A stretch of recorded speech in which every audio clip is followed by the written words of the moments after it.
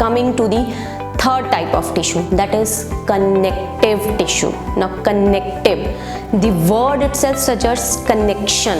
So this type of tissue, it connects the various parts of the body.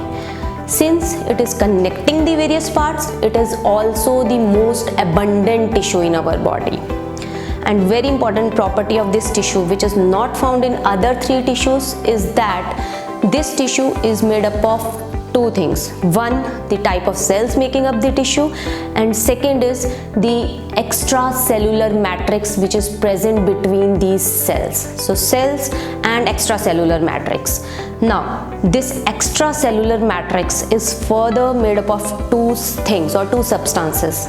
One is the type of fibers which are present in this matrix, and these fibers, they are embedded in the so-called ground substance.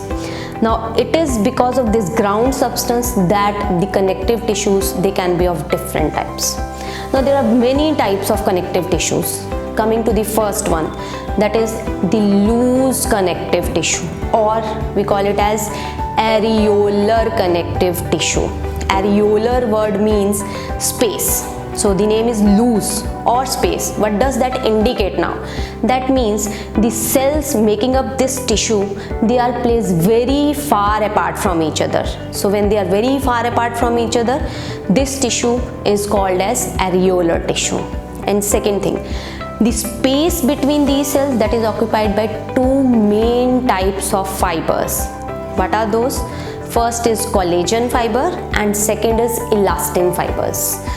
Now both of them, they are very important. Collagen is very tough and inelastic, so it provides toughness to that tissue. Second is elastin, as the name is indicating, it is providing elasticity or flexibility also to that tissue. Where is areolar tissue found?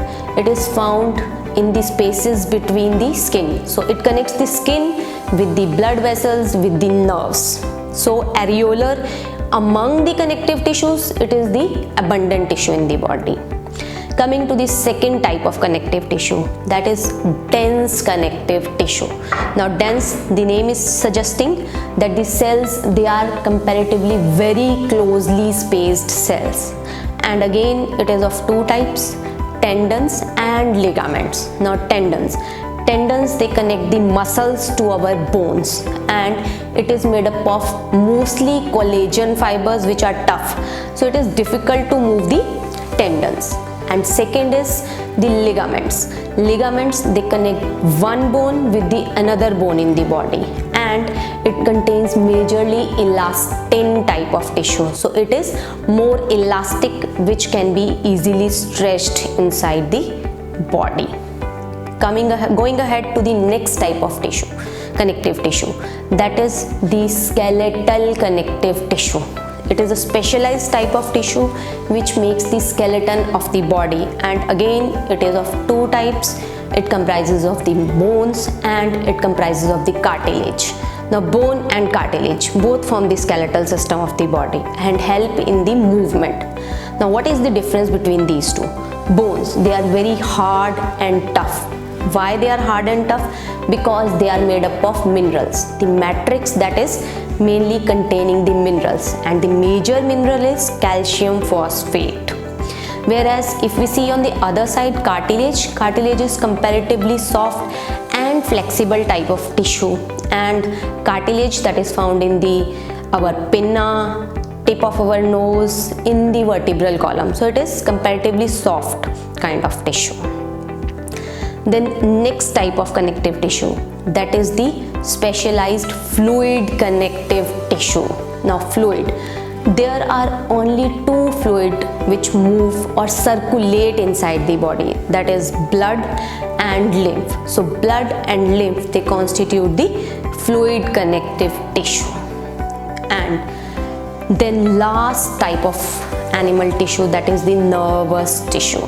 Nervous, which makes the brain and the spinal cord, the nervous system of our body, very important. It is the one which helps in communication within our body.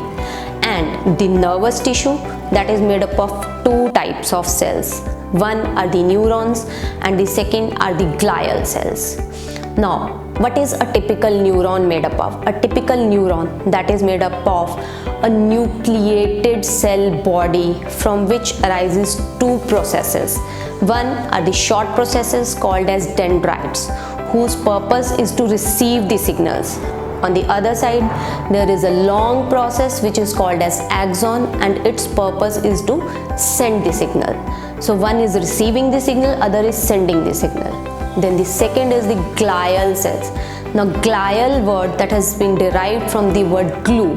So its function is that it glues, or it is these cells are present between the neurons of the body, and they have variety of functions. They maintain the ionic concentration between the neurons, they insulate the neurons, they also help in cleaning the debris of the neurons.